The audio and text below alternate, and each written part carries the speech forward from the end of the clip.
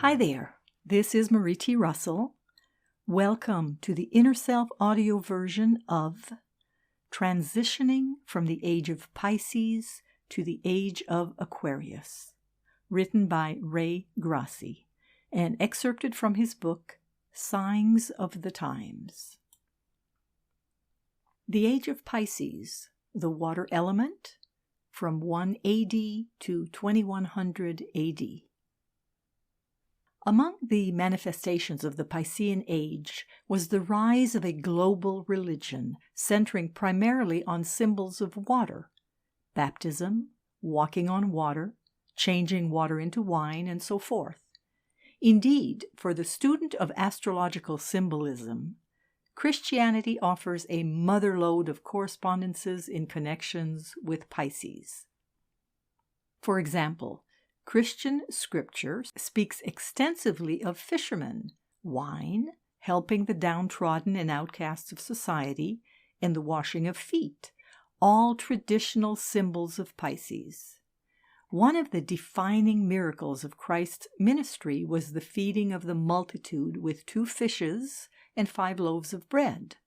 More subtly, the eating of fish on Friday by Catholics is linked by some to the fact that Friday is governed by Venus, the planet that is exalted, i.e., attains its optimal expression, in Pisces. Were such correspondences intentional on the part of the Church Fathers, or was their emergence purely synchronistic? Scholars disagree on this point, so we may never know for sure. But either way, we can study these symbols for what they reveal to us about the archetypal dynamics of the time. Viewed as a whole, they tell us that humanity was learning to relate to the divine and the world at large through a more emotional filter. In its more constructive aspect, this brought about a newfound element of compassion and faith in society, especially within Christian society. We see the emergence of a spiritual sensibility that spoke of turning the other cheek rather than the smiting of one's enemies. This was a shift from Roma to Amor, one might say. In a more negative vein, this same emphasis on emotionality ushered in a spirit of dogmatism and persecution in the emerging religions. Pisces is intensely concerned with matters of faith. However, taken to extremes, this can lead to zealotry, self-righteousness, and the urge to establish absolute guidelines for all to follow. At its worst, the Piscean Age was an era of religious intolerance when large populations were expected to show unquestioning allegiance to a monolithic belief system, as exhibited in much of Christianity and Islam during this time. The Crucifixion, symbol of the Piscean era. One of the more striking Piscean symbols found in Christianity is its central image, the crucifixion. It is sobering to consider that for nearly 2,000 years now, Western culture has defined itself largely in terms of an image of a man nailed to a cross, tortured and murdered in a most gruesome manner. Yet, viewed archetypally, this singular seed image contains the best and worst of the Piscean legacy. On a negative level, the crucifixion expresses dark Piscean qualities such as self-pity, masochism, guilt, and martyrdom. These reflect the self-dissolving principle of water, but directed in a more destructive, self-abnegating way. In some respects, we might well call the Piscean Age the ultimate age of neurosis. For example, this was an era when many felt that suffering and guilt were somehow synonymous with spirituality. This is precisely the sort of delusion that arises when the ego is unhealthy or ungrounded, and thus finds itself sucked back into the more corrosive, ego-dissolving emotions of the soul. Transcending the ego. The crucifixion has a more positive interpretation, too. As esotericists know, Pisces symbolically relates to the transcendence of the ego and the surrendering of personal interests in service of a higher ideal. As the last sign in the zodiac, determined by the sun's counterclockwise movement, Pisces is that final stage in the soul's evolution where the boundaries of personality have begun to dissolve and the soul merges with the cosmic ocean of existence. This is what the crucifixion means in its highest sense, the principle of sacrifice, worship, profound devotion. It is the water element at its most refined. A few examples of this higher aspect of Pisces are St. Francis of Assisi, or the ideals of chivalry and courtly love, with their ethos of self-sacrifice and idealism that arose during the medieval era. The Age of Aries brought an awakening of the outwardly directed ego, but the more feminine Piscean Age brought about a newfound sense of interiority or inwardness. In religious terms, this was the most evident in the emerging Christian emphasis on moral reflectivity or conscience, the flip side of which was the emergence of a new mood of guilt throughout Western society. Prior to Christianity, one rarely finds a sense of conscience or sin as we now think about it. By way of example, the earlier Greeks saw their relationship to the gods in more mechanical and external terms than we do now. When crimes were committed, one atoned for them, not because of an inner sense of guilt, so much as the belief that one had accrued a stain of sorts which could be removed through an appropriate sacrifice. Outwardly, this new sense of interiority was mirrored in the rise of architectural features like the dome and arch, so critical to the Islamic mosque and structures like the Pantheon in Rome. This interiority was visible as well as in the introduction of pupils into the eyes of Roman statues early in the age. Examine the ancient busts of early Romans and the Greeks, and one finds that their eyes have no pupils. As symbols, artistic shifts like this signaled a new world of emotions opening up during the early Christian era, a development which would eventually make possible the later birth of modern psychology. The Age of Aquarius, the air element, 2100 AD to 4200 AD. The most frequently asked question concerning the Aquarian Age is this: when does it begin? That's a bit like determining when the dawn starts. Is it when the morning sky first starts glowing, long before the actual sunrise? Or is it when the sun appears over the horizon? The same problem applies to understanding the timing of the great ages. An age doesn't begin on a single day or year. It unfolds gradually over many centuries. Consequently, even if the Aquarian Age may not fully begin in earnest for several centuries yet, most estimates suggest somewhere between 2100 and 2800 AD, throughout this book we will consider many examples which suggest its symbols are already appearing in our world. The Internet and space travel are two instances we will be looking at in greater depth. The deeper meaning of the age can be understood by studying the underlying element involved. In the case of Aquarius, the influence of air is dominant. This is reflected in a literal way with the startling rise of aviation technologies over the last 2 centuries.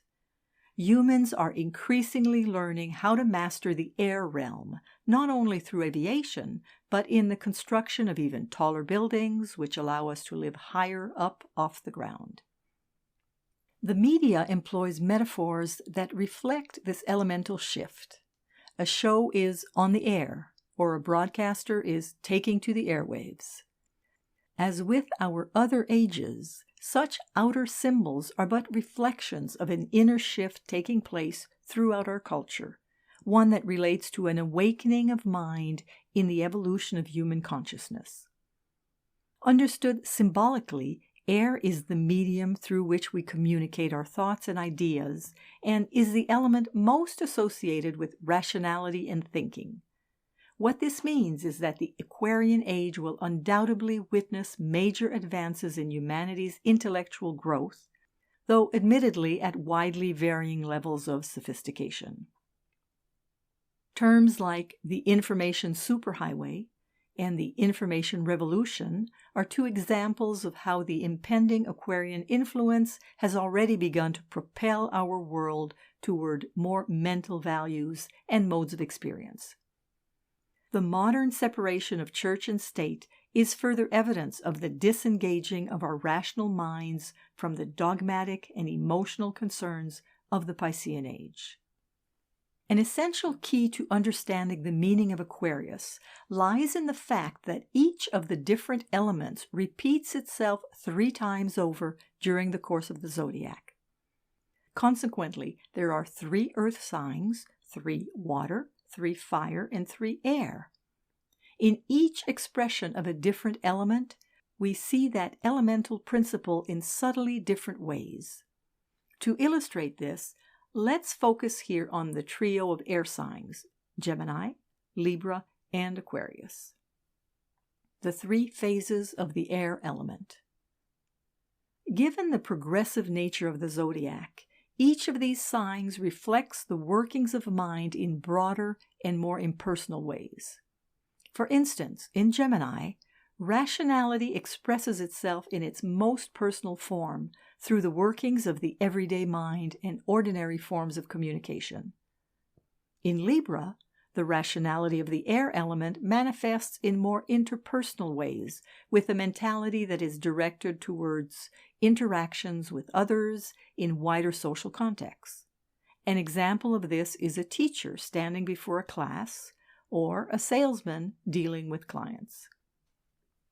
In Aquarius, however, we see the element of air rationality expressing itself through the most impersonal context possible, toward ever greater collectives, perhaps even the cosmos. For that reason, Aquarius might be described as the principle of cosmic rationality or cosmic mind, the ability to perceive or make connections of the most abstract and cosmic sort.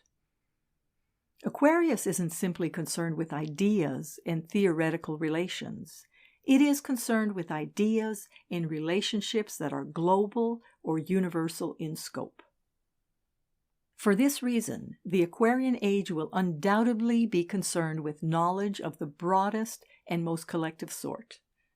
A perfect example of this is modern science. Rather than focus its attention on a scientist's own ideas and feelings, science attempts to uncover those laws or principles which would apply everywhere and every when. Already we see this impersonality expressing itself in the way many people are involved with social connections and networks extending over vast distances, as through the internet or TV. Such technologies allow people across the world to communicate with one another, but in more cerebral ways. The shifting orientation toward the Aquarian expression of air is no doubt behind the fascination we see with outer space and its exploration, as reflected in films like Star Wars or 2001: A Space Odyssey, and TV shows like Star Trek. Works like these capture the emerging spirit of longing for the stars that is so intrinsic to Aquarius. Transitional Symbols on the brink of Aquarius. With one foot in the Piscean Age behind us and another in the Aquarian Age before us, we find ourselves caught between radically contrasting and sometimes conflicting value systems. If the great ages represent a Shakespearean drama of cosmic proportions, then we have stepped on stage precisely at the point between acts, as it were, when the old props and backdrops have begun to be replaced by new ones.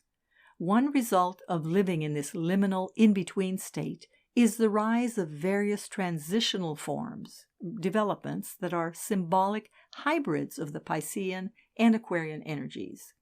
Here's a few examples of these from recent times. Televangelism. What happens when old-school Piscean-style Christianity meets up with Aquarian Age-style media technology? One result is the distinctly modern phenomenon called televangelism, in which preachers employ the fruits of global technology for spreading the gospel of salvation to even larger audiences than ever before. The abortion debate. As one age comes up against another, there can be a violent clashing of values and ideologies from both sides of the divide. A vivid example of this is the modern controversy over abortion.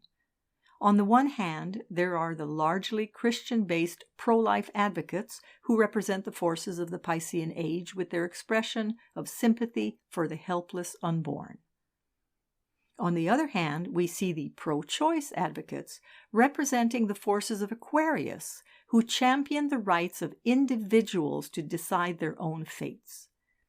Over the years, there's been little compromise between the views of these two camps, and there is little hope for change in sight, but with good reason. They arise out of the two fundamentally different paradigms, two radically different ways of seeing and evaluating the world. As it were, one from the last great age and one from the next. The storming of the Bastille. Sometimes single events from history can serve as symbolic benchmarks in the transition between eras. One of the earliest and most dramatic examples of this was the storming of the Bastille on July 14, 1789, a pivotal event in the French Revolution. On this date, French radicals overtook and opened up the famed prison which had been holding political prisoners and released those few who remained. In astrological symbolism, prisons are associated with Pisces, while the principles of freedom and revolution are associated with Aquarius. The opening up of a prison and release of its prisoners was a symbolic landmark in the move from the old authoritarian order to a more freedom-oriented one. Addiction, negative symbol of Pisces. Alcoholics Anonymous. For astrologers, one of the more negative symbols long associated with Pisces has been the addiction to alcohol and other intoxicants. In the case of Alcoholics Anonymous, we see an example of people coming together specifically to break free from their addiction to alcohol, nicely symbolizing the effort to undo our bondage to Piscean Age consciousness through the support of a non-denominational group, typical of Aquarius. At the same time, AA still has one foot planted in the values of that receding age, as evidenced by its emphasis on the need to surrender to a higher power, let go and let God, leading some to charge that this is in fact a modern secular religion with its own brand of commandments, the 12 steps. For better or worse, AA is a hybrid creation that blends the values of both Piscean and Aquarian ages. Transition symbols in cinema. The cinema is a rich source of symbolic clues for understanding the transition taking place in our society. The Truman Show. This ingenious film tells the story of Truman Burbank, played by Jim Carrey, and his attempts to break free of a media-permeated world in which he has spent his life as the unwitting subject. Lording over this world is a powerful artist named Christoph, Ed Harris, who has choreographed the circumstances of Truman's life from birth onward as part of a vast performance piece known to all except Truman himself. Throughout most of the movie, Truman is shown living in a world bounded by water, Pisces. Each time he attempts to escape from this world, he is lured back with the promise of alcohol, a Piscean symbol. He eventually learns to overcome these temptations and succeeds in escaping from this water-bound world into an air-based one, Aquarius. The movie climaxes with the protagonist walking on water and literally stepping into the sky. Note the name of the godlike figure he is shown trying to break free of within that water-bound world, Christoph, or of Christ, another symbol of the Piscean era. Transition to the Aquarian Age. Transitional symbols in literature. The transition to the Aquarian Age has expressed itself within the forms of modern literature as well. For instance, the passage from one age to another sometimes expresses itself in mythic symbols that depict a hero slaying or rejecting a creature symbolically associated with the prior age, such as Moses casting out the golden calf. In relatively modern times, a similar pattern can be found in books like Herman Melville's Moby Dick. Here we see a figure in the open air, Ahab, attempting to slay a creature of the sea, symbolizing transcendence over the water realm, Pisces. Additionally, if the whaling industry is taken as a symbol for modern industrial civilization, generally, then Melville's tale underscores the shift from a more emotional and intuitive age to the more technological and business-minded one of Aquarius. Pilgrims' immigration to America. Whether we know it or not, we are all pushed or pulled to some degree by the imperatives of our age. We act out of the necessities of a broader drama. As a case in point, the attempt by pilgrims to escape religious persecution in the old world in order to find religious freedom in the new one expressed a shift from the more dogmatic and persecution-oriented Piscean era to the freedom-oriented Aquarian one. Little could they have realized how they were also setting the stage for a collective drama whose implications would extend far into the future and influence the geopolitical direction of an entire planet. This article was written by Ray Grasse and excerpted from his book, Signs of the Times, Unlocking the Symbolic Language of World Events. The article was read by Marie T. Russell, publisher of InnerSelf.com. We hope that you have enjoyed this article. For over 30 years, we at Inner Self have sought to encourage new attitudes and new possibilities. For more inspiration, visit us at InnerSelf.com. Thank you.